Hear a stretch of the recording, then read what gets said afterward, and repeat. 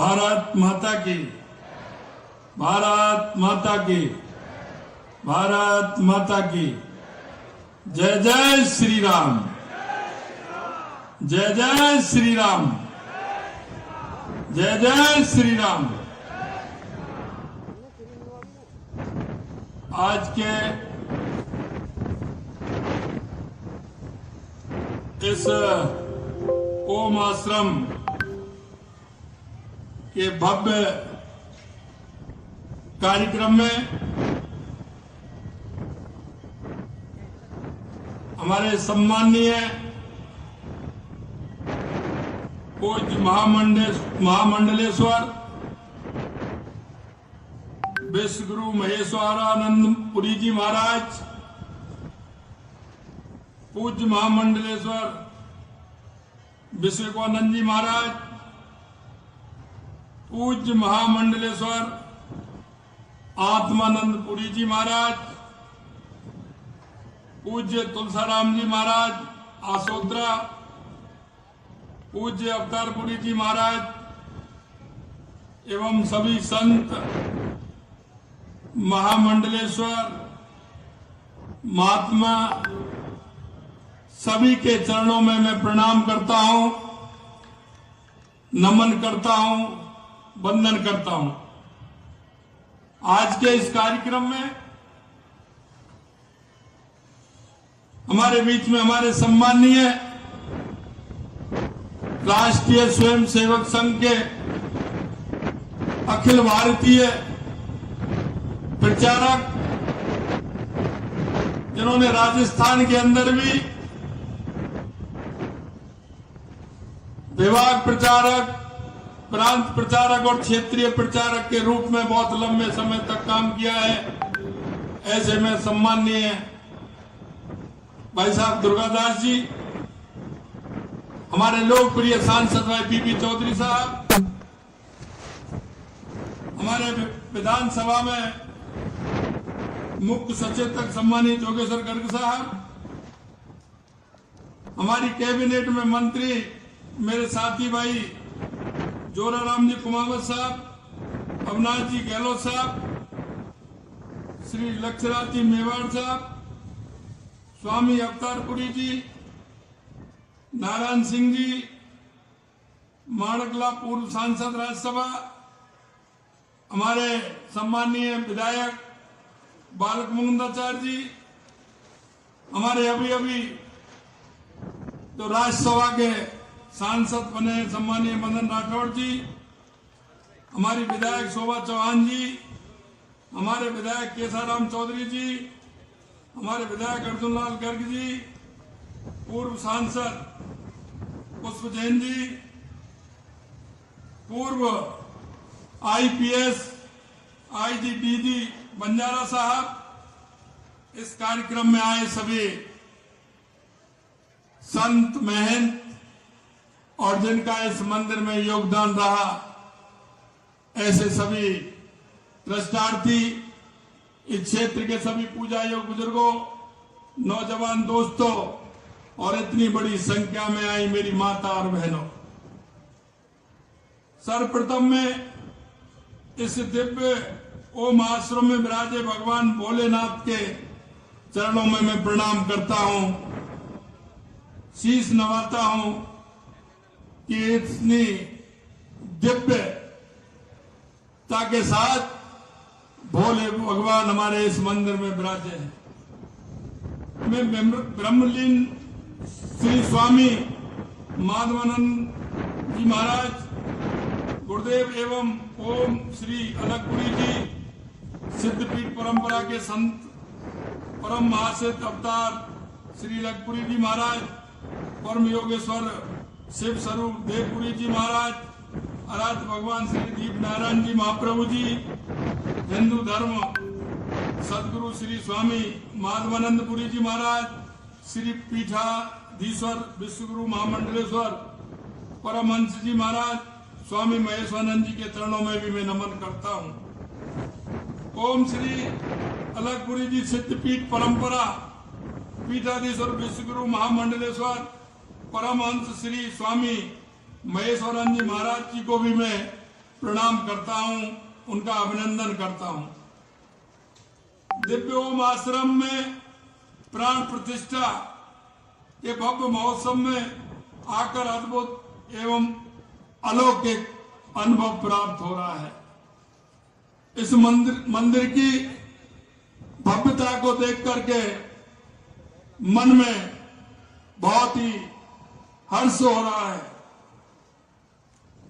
मैं यहां उपस्थित सभी ईश्वरीय विभूतियों का पावन सानिध्य पाकर अपने आप को गौरव महसूस कर रहा हूं। भारतवर्ष अनादिकाल से सनातन धर्म आध्यात्म का केंद्र रहा है। इसने संपूर्ण विश्व का मार्गदर्शन किया है, इसलिए विश्व गुरु कहलाता है। यह विश्व का पहला ओमकार में आश्रम है, जिसने विगत 28 वर्षों की अनवरत साधना के बाद आज साकार रूप प्राप्त किया है। इस भव्य मंदिर में भारतीय वास्तुकला, शिल्पकला और स्थापत्य कला का उत्कृष्ट और अद्भुत सामंजस्य इस मंदिर के अंदर है। यह मंदिर पृथ्वी पर ऋषि निर्मित 8 आश्चर्यों में से एकमात्र ओमकार मंदिर है। भारत के अमृतकाल में अद्वितीय अद्भुत ओम आश्रम का भव्य उद्घाटन स्वामी माधवानंद पुरी जी महाराज की जन्म शताब्दी के अवसर पर होने का साक्षी और गौरव का विषय है। आश्रम में 12 ज्योतिर्लिंग, नंदी महाराज, सूर्य मंदिर और दिव्य मंदिर की स्थापित कला मनोहारी है। देश के यशस्वी प्रधानमंत्री श्री नरेंद्र मोदी जी की अगुवाई में यह समय देश के साथ ही हमारी आस्था और संस्कृति का भी अमृत काल है। यह सनातन धर्म का उदय काल। प्रधानमंत्री जी सनातन धर्म की पुनर्प्रतिष्ठा का कार्य कर रहे हैं। आप देख रहे हैं जिस तरह से पूरे देश का वातावरण कि अयोध्या में रामलला आ गए। यशस्वी प्रधानमंत्री जी ने देशवासियों का सदियों पुराना सपना पूरा किया है। प्रधानमंत्री जी ने देश भर में हमारी धार्मिक और सांस्कृतिक विरासत का प्रतीक मंदिरों के जीर्णोद्धार के रूप में आध्यात्मिक उत्थान कर रहे हैं। हमारे यशस्वी प्रधानमंत्री सनातन धर्म, सभ्यता, सांस्कृतिक परंपरा को पूरी दुनिया में स्थापित करने का काम कर रहे हैं। प्रधानमंत्री जी ने, आपने देखा होगा मित्रों, काशी विश्वनाथ मंदिर हो, महाकाल लोक हो या 2013 के बाद आपदा से प्रभावित उत्तराखंड के केदार धाम की भव्यता को निखारने का काम किया हो। मैं हमारे देश के यशस्वी प्रधानमंत्री नरेंद्र मोदी जी को बधाई देना चाहता हूं कि यमुनोत्री, गंगोत्री, केदारनाथ और बद्रीनाथ को जोड़ने का वो सुगम रास्ता और ऐसा रास्ता कि वो विभिन्न परिस्थितियों में भी वो रास्ता चलता रहे, ये काम हमारे आध्यात्मिक स्वरूप को देखते हुए किया है। मैं उनको बहुत बहुत धन्यवाद ज्ञापित करना चाहता हूं। आपने देखा होगा उज्जैन का महालोकपाल कितना भव्य बनाया गया है। हम देखते हैं कि इस देश के अंदर जिस तरह से हमारी पीढ़ियों ने, हमारे पूर्वजों ने अपमान सहा था, हमारी सांस्कृतिक विरासतों को नष्ट कर दिया था, हमारे उन सांस्कृतिक चिन्हों को मिटाने का काम किया था। मैं देश के यशस्वी प्रधानमंत्री नरेंद्र मोदी जी को बहुत बहुत धन्यवाद देना चाहता हूं कि वो ऐसे युग पुरुष हैं जिन्होंने हमारे सांस्कृतिक चिन्हों की विरासतों को पुनर्स्थापन करने का काम किया है। मैं उनको बहुत बहुत कोट कोट बधाई और धन्यवाद देना चाहता हूं। हमारे धार्मिक केंद्र, हमारा पुनर्स्थापना तो हो रहा है, लेकिन इसके साथ दुनिया में हमें सर्किट बना करके धार्मिक पर्यटन का भी हम विकास कर रहे हैं। जहां भी हमारे क्षेत्र के अंदर धार्मिक पर्यटक हैं, ऐसे स्थान हैं, हम उनको सर्किट से जोड़ करके उसे धार्मिक स्थल बना रहे हैं। अभी अभी हमने हमारे बांसवाड़ा, डूंगरपुर, प्रतापगढ़ में हमारी सरकार ने धार्मिक सर्किट बनाने का काम किया है और उसके लिए हमने, चाहे हमारा बेणेश्वर धाम हो, हमारी त्रिपुरा सुंदरी मां हो, चाहे प्रतापगढ़ में सीता अभ्यारण्य हो, उसे जोड़ करके हम एक नया तीर्थ सर्किट स्थापित करने का काम हमारी सरकार करेगी। यही नहीं मित्रों, हमने जो हमारे मंदिर हैं, जो जीर्णोद्धार के काम हमें करने हैं, इसके लिए हमने 300 करोड़ रुपए उनके लिए रखा है। चाहे हमारा खाटू श्याम मंदिर हो, सालासर मंदिर हो, बेनीपुर बालाजी हो, हमारा पूछड़ी के भगवान कृष्ण के गिरिराज जी पर्वत हो, इस तरह से हमने पूरा काम इसमें किया है। हमारी सरकार निश्चित रूप से इनको जोड़ते हुए हमने महाराणा प्रताप, जो हमारा गौरव केंद्र हमारा है, उसके हिसाब से हमने 100 करोड़ रुपए उदयपुर से लेकर के, उनकी जन्मस्थली से लेकर के, चित्तौड़ दुर्ग से लेकर के एक बहुत बड़ा स्मारक वहां भी बनने वाला है। हमारी कृष्ण भक्त मीराबाई, हमने उनका स्मारक बनाया है, लेकिन उसको भी हम आगे विकसित करने की हमारी योजना है। मैं आपसे निवेदन करना चाहता हूं मित्रों, हमारी सरकार जिस संकल्प पत्र को लेकर के आई थी, निश्चित रूप से उस संकल्प पत्र को हम पूरा करेंगे। हमारा राजस्थान, जब पानी के लिए हमें परेशानी होती थी, हमारे 2 महीने की सरकार ने लंबित पड़ी हमारी 30-40 साल पुरानी हमारी जो मांग थी, पूरी नहीं हो रही थी, लेकिन हमने आप राजस्थान की जनता से हमने वायदा किया था कि हमारे डबल इंजन की सरकार राजस्थान के अंदर जो आपको हमने वायदे किए हैं, हम उन वायदों को पूरा करेंगे। और उसी वायदा पूरा करने में आपने देखा होगा कि हमने पूर्वी राजस्थान की ERCP योजना, जो काफी लंबे समय से कांग्रेस के लोग उसको इधर से उधर ले जा रहे थे, उस पर राजनीति कर रहे थे, हमने 1 महीने के अंदर उस इतनी बड़ी योजना को लेकर के आए। पहले उस योजना को 37,000 करोड़ रुपए की योजना थी, अब वो 45,000 करोड़ रुपए की योजना बन गई। 13 जिलों में पीने का पानी भी मिलेगा, 2,80,000 हेक्टेयर जमीन को भी सिंचित करने के लिए पानी मिलेगा। हमने उसका काम प्रारंभ कर दिया है, हमने उसका अधिकारी उसमें हमने लगा दिए हैं, जमीन एक्वायर करने का काम प्रारंभ हो गया है और जल्दी हम 5 साल के अंदर उस योजना को राजस्थान के अंदर पूरा करेंगे। अभी अभी आपने देखा होगा, परसों 17 फरवरी को हमने जो हमारे सीकर, चूरू, झुंझुनू पानी के लिए बहुत परेशान रहते थे, पीने के लिए पानी की बहुत बड़ी दिक्कत होती थी।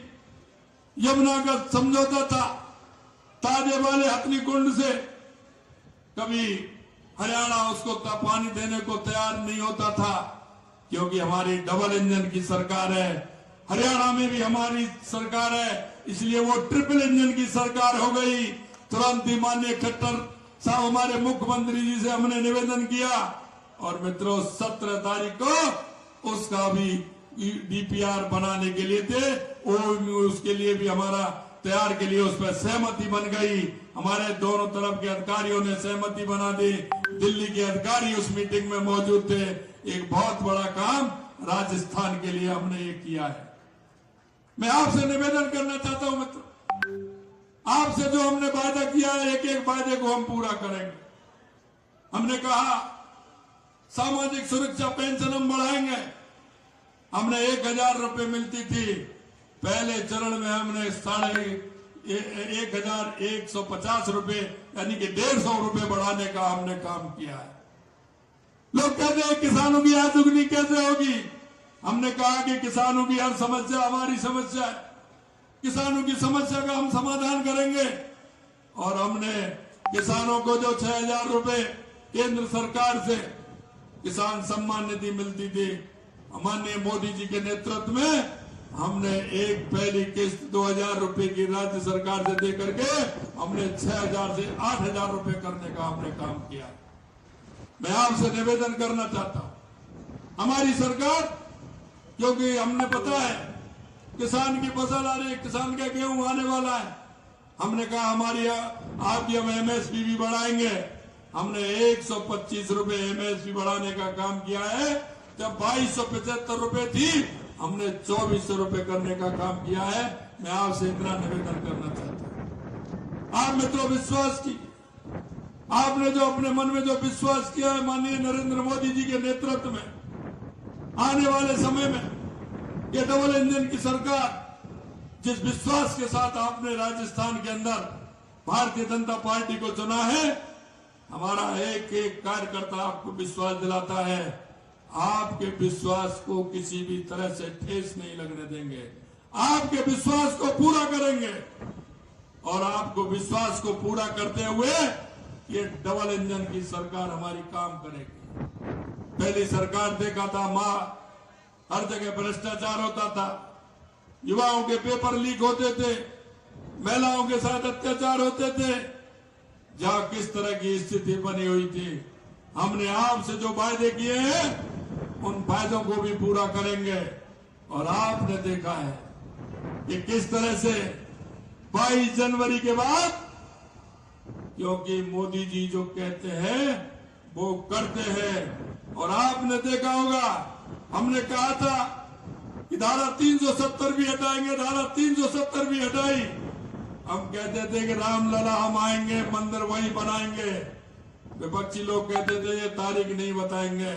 हमने तारीख भी बताई और उन लोगों को निमंत्रण भी दिया, लेकिन भगवान राम के यहाँ उन्होंने अपनी उपस्थिति भी दर्ज नहीं कराई। ऐसे लोग जिन्होंने अपनी सांस्कृतिक, अपनी विरासत पर भी इस तरह की राजनीति करते हैं। और हमने कहा हमारे मोदी जी जो कहते हैं वो करते हैं।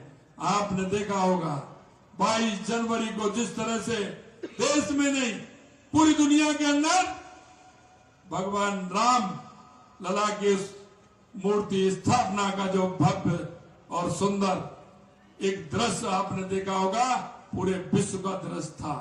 हम कहते हैं कि राम हमारे रोम रोम में बसते हैं और राम हमारे सांस्कृतिकता के प्रतीक हैं।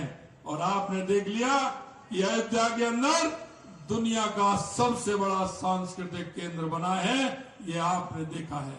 मैं आपसे इतना ही निवेदन करना चाहता हूं मित्रों कि हमारी ये डबल इंजन की सरकार पूरी तरह से आपके हितों को ध्यान रखते हुए काम करेगी। अंत में मैं इतना ही कहना चाहता हूं, आने वाले लोकसभा के चुनाव में हम सभी को तैयार भी रहना है, तैयार रहते हुए हमें काम करना है।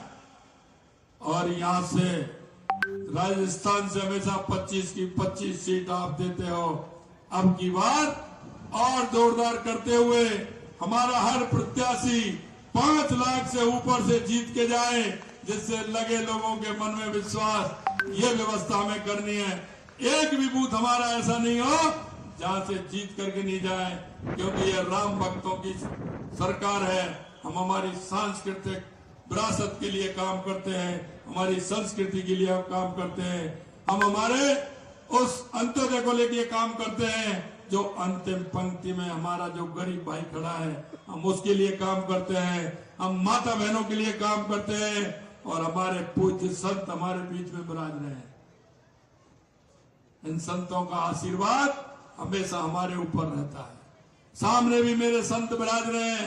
मैं सभी संतों को प्रणाम करता हूं, वंदन करता हूं, उनका अभिनंदन करता हूं, क्योंकि हमेशा से ये देश संतों का, मुनियों का, ऋषियों का देश रहा है।